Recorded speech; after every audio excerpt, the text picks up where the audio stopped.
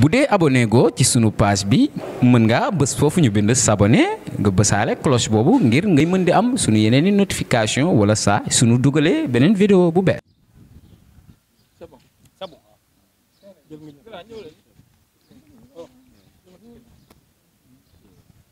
Voilà, monsieur le président.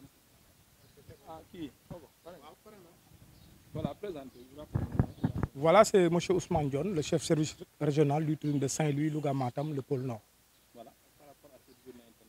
Voilà, par rapport à cette journée internationale, comme vous le savez, donc c'est une journée, en tout cas, qui célèbre, en tout cas, les statuts de l'OMT. Le jour de l'adoption des statuts de l'OMT, c'est-à-dire en 1979. C'est-à-dire nous en sommes à la 42e édition. Donc ça se fête depuis 1980, donc, qui célèbre le jour de l'adoption des statuts de l'OMT. L'OMT, c'est l'Organisation mondiale du tourisme. Voilà. Donc le thème aujourd'hui, le thème de cette année, c'est repenser le tourisme. Donc on sort du Covid. L'OMT, qui est l'instance faîtière du tourisme, veut en tout cas aller en tout cas sur de nouvelles bases. C'est pourquoi ils ont choisi comme thème repenser le tourisme. Voilà, c'est ça le thème de cette année. Est-ce qu'il y a un aspect particulier justement sur lequel vous voulez insister cette année? Voilà, il y a un aspect particulier parce que je crois qu'on sort du Covid. Voilà 2 ans qu'on n'a pas organisé cette journée. Donc c'est un aspect particulier parce qu'ils veulent parler de la résilience, de la relance plutôt. Mais avant de parler de la relance, il faut parler de la résilience. Parce que vous n'êtes pas sans savoir que quand la Covid est survenue, le président de la République a dégagé une enveloppe de 15 milliards pour le secteur. Et nous, ici à Saint-Louis, nous avons financé presque toutes les catégories. En tout cas, tous les acteurs de la chaîne de valeur. Les hôtels, les auberges, les agences de voyage. Même les qualifiés ont été financés avec une enveloppe globale de presque 400 millions de francs CFA. 200 bénéficiaires. Et il y a eu des résultats, il y a eu des avancées par rapport à... Oui, il y a des avancées parce que le président vient d'inaugurer l'aéroport de Saint-Louis. C'est vrai que ce n'est pas encore mis en service. Mais une fois que c'est mis en service, ça peut apporter en tout cas beaucoup de choses au tourisme. Donc là, c'est un élément important. Il y a également le cluster de tourisme Saint-Louis qui forme maintenant les agents d'accueil, qui forment des guides, qui forment en tout cas pour la restauration et également pour la pâtisserie. Et à l'endroit des acteurs, justement, les employés, les travailleurs, est-ce qu'il n'y a pas de problème? Des problèmes, il n'en manque pas. Mais avec le Covid, comme je vous l'avais dit, si l'État n'avait pas en tout cas aidé ou bien n'avait pas donné cette enveloppe-là, le drame serait encore pire. Parce que beaucoup d'hôtels, en tout cas, allaient fermer. En tout cas, beaucoup d'emplois, en tout cas, allaient être supprimés. Donc c'est vrai, il y a eu des problèmes. Parce que aussi, comme le secteur, la Covid n'a épargné personne, même les pays développés, la Covid ne les a pas épargnés. Donc, à plus forte raison, nous qui sommes en tout cas des pays en développement. Sur le plan artisanal, je l'ai dit tantôt, le plan artisanal, je suis là avec les représentants des artisans, n'est-ce pas, avec le représentant de la SAPCO, avec également les acteurs de la chaîne de valeur. Les artisans, nous les avons soutenus. Je crois que quand la Covid est survenue, nous les avons soutenus à hauteur, par exemple, de presque 50 bénéficiaires. Ça, c'est pour, en tout cas, les aider parce que l'artisanat également fait partie du tourisme. Comme on dit, l'artisanat et le tourisme vont de pair. Nous les avons soutenus, honnêtement, à hauteur de, par exemple, avec 40 bénéficiaires, 40 à 50 bénéficiaires. C'est bon. Voilà. Waaw dafa naa élément boobu amul français ni ñu dund bés bi comment l'organisation yi lan ñu def voilà en français d'abord parce qu'on compte organiser une balade en calèche avec les acteurs. Ça c'est l'après-midi donc pour leur montrer un peu l'aspect paysager de Saint-Louis et les sites. C'est ce qu'on compte leur montrer. Et là également on attend une arrivée qui va nous venir de Rosso, une arrivée de 15 touristes tchèques avec notre acteur, notre ami Moulay Zargan. Donc c'est pourquoi on a retardé un peu la balade, pour en tout cas la programmer l'après-midi.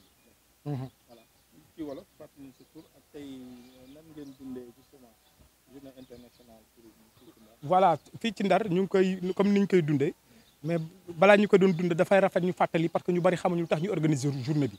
journée bi à l'anniversaire jour adoption organisation mondiale du tourisme statut yi mooy anniversaire bi c'était en 79 80 lañ ko commencé fêter ba léegi donc on est ñu ngi nekk suñu ñeent fukkeelu édition ak ñaar tey moom la ñuy jëmmal waaw looloo tax tey ñu daje ñun acteurs yi pour def une action au moins parce que tourisme OMT objectif bi loolu la ñu wane contribution wu tourisme par rapport au développement durable looloo tax tey ñu daje war a def balade boobu ma lay wax noonu war a waxtaan war a déjeuner ensemble entre les acteurs également ñu toog waxtaan weccante xalaat.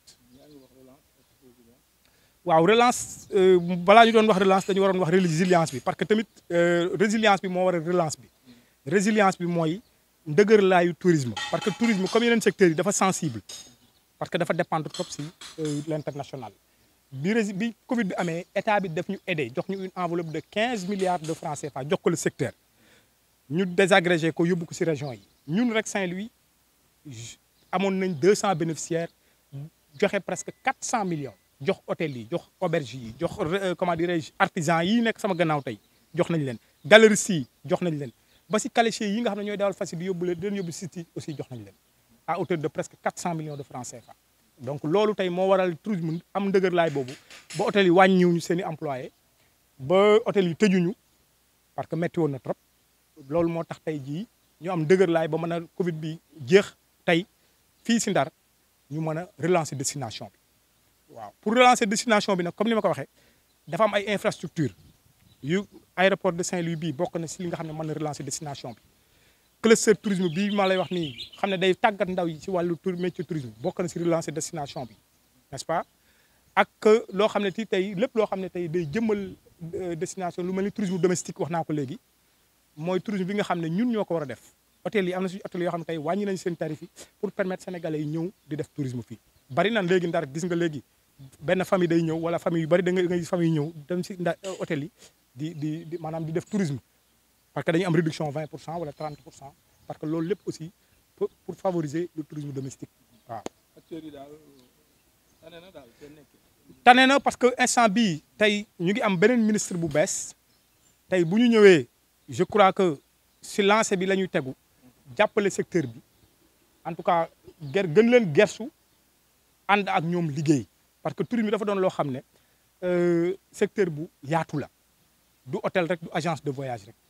galeristes yii si lañ bokk artistes yii boo gisee ñu boole leen si acteur de la chaîne de valeur tey si lañ bokk te ñoom ñu ngi nii fii taxaw tey parce que sañu ma wax loo xam ne amul sinon ñu démentir moom waaw. kon donc ñun aussi li ñu mën mooy tàllal ñëpp loxo tàllal nañ lépp loxo Ndar am na nag mënul ñàkk sooxe am mais bu sooxe amee itam ñu waxtaanee ko rek xool aussi nu ñuy relancer destination bi voilà. Voilà, Amadou Diop, président des guides touristiques de la région de Saint-Louis. Voilà, en tant qu'acteur, aujourd'hui la journée est célébrée. Et vous, qu'est-ce que vous pensez justement de tout ce que le directeur a dit sur la situation du tourisme à Saint-Louis? Le sentiment vraiment est très largement partagé, donc c'est un sentiment très positif qu'on a aujourd'hui d'organiser cette journée mondiale du tourisme. Parce que ça, ce qui permet aujourd'hui aux acteurs de, comme le thème cette année, c'est repenser le tourisme, une occasion pour nous vraiment de pouvoir s'exprimer et dire ce que nous vivons actuellement au niveau surtout du métier de guidage à Saint-Louis. Malgré les efforts que l'État a consentis pour vraiment, pendant cette période de Covid, sauver la situation, on sent que vraiment il y a un retour.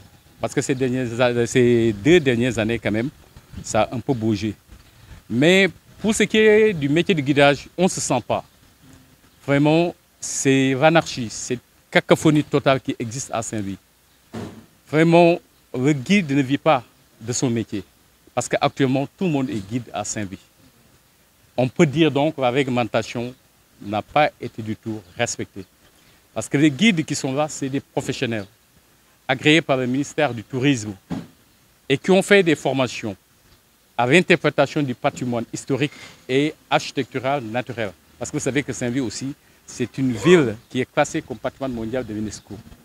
Et ce que nous constatons ces dernières années, c'est une dégradation totale des outils déjà qui ont fait vraiment la promotion de Saint-Louis. Les panneaux que vous voyez au niveau de la rue, chaque bâtiment, on avait mis des panneaux, mais actuellement, on a perdu beaucoup de panneaux. Et en plus aussi, il y en a qui sont dans un état de dégradement très avancé. Les outils de promotion aussi, ça fait, je peux dire, une dizaine d'années, on a pu ces flyers, ces outils de promotion qu'on avait. Donc nous, pour le constat général, c'est que le tourisme va mal à Saint-Louis. Donc il va falloir que nos autorités puissent quand même s'impliquer davantage pour que le guide soit considéré comme un élément très important du tourisme, parce que nous constituons un maillon très fort et très important dans le secteur. Et ce qu'on constate aujourd'hui, vraiment, le tourisme va mal à Saint-Louis. Vous parlez de l'aspect justement de guide touristique peut-être. Il y a d'autres aspects qui sont là. Si wolof nga wax après ñu jël keneen tey ñu dund journée bi yow en tant que acteur guide lan nga ci mën a wax. Bon tey journée la boo xam ni c'est une journée fierté la ñëpp si kontaan parce que bu ñu waxee journée bu ñu demee ba dédié benn journée mondiale du tourisme, c'est que partout dans le monde dañu accorder importance bu ngande si tourisme parce que tourisme nekk na loo xam ne industrie la pour le développement économique pour population yi sur le plan social, économique, culturel yi dafa aider bu baax pour population yi. Donc journée la boo xam ni ñun en tant que acteur du tourisme dañuy kontaan pour fêter ko. Mais si côté bi nga xam ne ñun moom la ñu nekkee muy guidage nga xam ni mënoo wax tourisme te waxoo guide ñun de wax dëgg yàlla tourisme bi actuellement dunduñu ko comme ni ñu ko dundee mën naa wax ni profité wu pour guide bi parce que tey boo xoolee visite bu mënti am du guide professionnel moo ko def et pourtant guide yi fi nekk c'est des guides yoo xam ni professionnel lañu ñi bare université de Saint-Louis la ñu génnee ak yeneen instituts yoo xam ni vraiment c'est des instituts yoo xam ni de renommée internationale mais tey ni ñu gisee nii réglementation bi appliqué wuñ ko fii appliqué wuñ ko ku nekk fii Saint-Louis ñëpp guide lañu kon nag ñu ngi ñaan comme thème bi dañuy seetaan nan la ñuy taxawoo tourisme si année yii di ñëw dañu laaj suñu ñu ngi ñaan suñu autorités yi vraiment jàpp si parce que Saint-Louis li taxoon muy fierté dafa nekkoon que ni muy surtout syndicat d'initiative bi ñu fi amoon dynamique parce que boo xoolee tey jii nii si dëkk bi am na ay panneaux yu ñu fi defoon yoo xam ne yëpp ki nga xam ne daf daan doxantu yëpp mën na dem riir ko xam histoire Saint-Louis mais panneaux yooyu yi si ëpp daanu nañu yenn yi kenn gisatu ko kon nag am na outils yoo xam ne yu bëri yu ñu doon defee promotion tourisme si Saint-Louis outils yooyu amatuñ ko parce que amatuñu mu di loo xam ni dañ ko daan defee communication surtout syndicat d'initiative yooyu yëpp dañ ko ñàkk amatuñ ko existé tout kon nag dafa nekk boo xam ni war nañ si taxawaat delloosiwaat yooyu yëpp. baax na jëlal benn waaw jigéen ñëw allez Karo ñëwul ñu duller un peu waaw voilà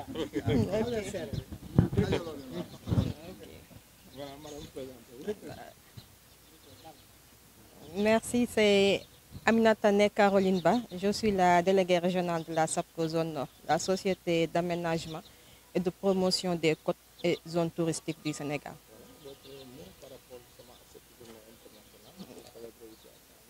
Juste magnifier la célébration de cette journée, féliciter la tutelle, M. Ndion, de l'invitation et de la collaboration. J'ai entendu parler tout à l'heure de la relance et de la résilience du tourisme. Parce qu'après l'épidémie de Covid-19, vraiment le secteur a été largement impacté. Et c'est en ce sens aussi que la SAPCO intervient dans le cadre de l'aménagement et de la promotion de la Grande Côte. ceci pour relever le niveau, le niveau d'offre touristique de la Grande Côte par rapport aujourd'hui aux opportunités qui se trouvent dans la zone nord. Voilà. Donc l'espoir est là que les choses peuvent changer avec un nouveau ministre, peut-être cette relance et beaucoup d'autres aspects. Bien sûr, bien sûr. Nous avons espoir avec les projets que nous portons. Si on arrive à réaliser ça, et c'est notre vœu le plus cher. Si on arrive à réaliser ça, à réaliser ces projets, vraiment, on verra un nouveau visage de la destination nord. Gouverneur, ça va bien. Voilà, qui wolof. Soxna si fàttali surtout. Voilà, man maa ngi tudd Aminata nekk Caroline Ba maay délégué régional SAPCO zone nord comme suñu tutelle rek ñun ñu ngi couvrir Saint-Louis, Louga ak Matam. SAPCO mooy société d'aménagement et de promotion des côtes et zones touristiques du Sénégal. Waaw suñu tutelle mooy ministère du tourisme.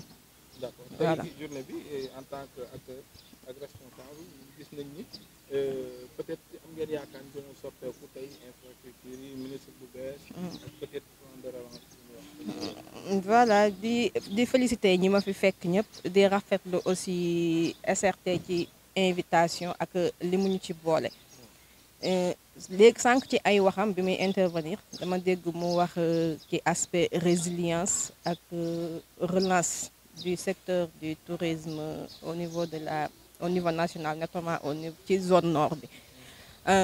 Ma koy appuyer ni que ñun aussi SAPCO en tant que société d'aménagement touristique ñu ministère du tourisme di suñu tutelle ci loolu aussi ci la ñuy dox parce que fii dañ fi ñëw dañ fi installé wu pour yokk ñun aussi indi suñu pierre à l'édifice maanaam ci relance activité touristique bi par rapport à la mise en place d'infrastructures maanaam dañu fa bëgg am nañu fi ay projet aménagement infrastructure touristique yu mucc ayib yoo xamante ni dina wuyu ci normes internationales yi te loolu bu ñu yàlla dimbalee ba ñu jëmmal ko dina jox zone nord bi beneen xar kanam ci wàllu tourisme.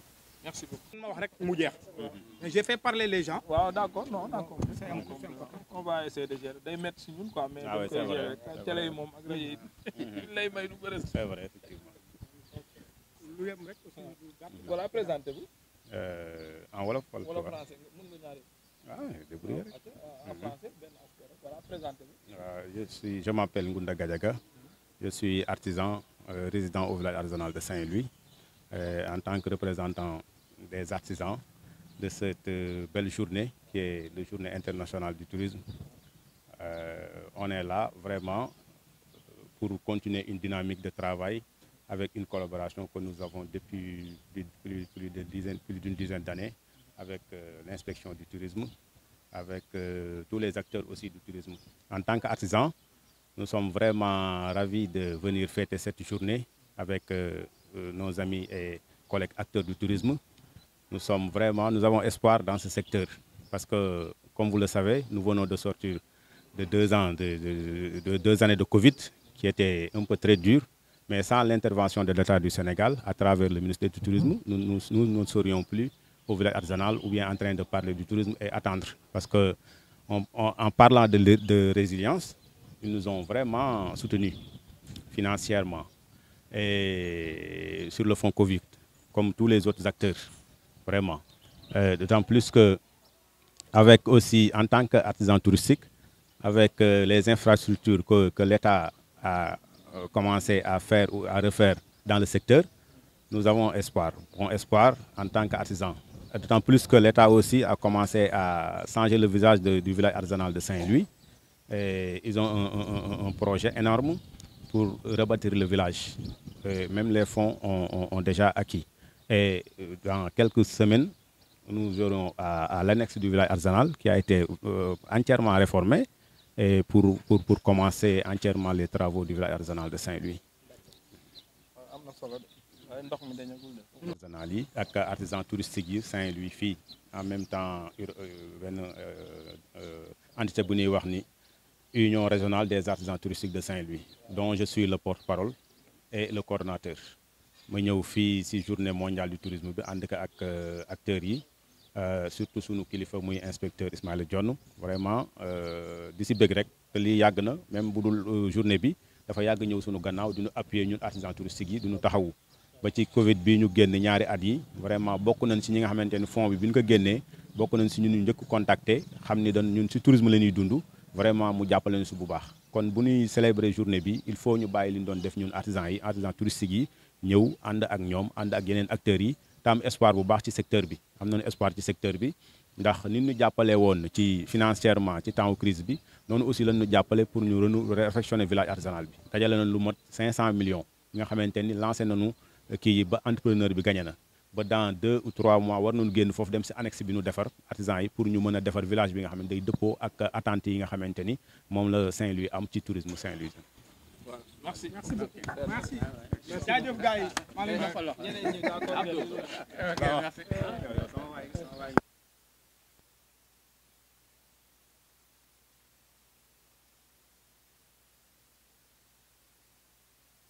bu dee abonné go ci sunu page bi mën nga bës foofu ñu bind s'abonner nga bësaale cloche boobu ngir ngay mën di am sunu yeneeni notification wala saa sunu dugalee beneen vidéo bu bees.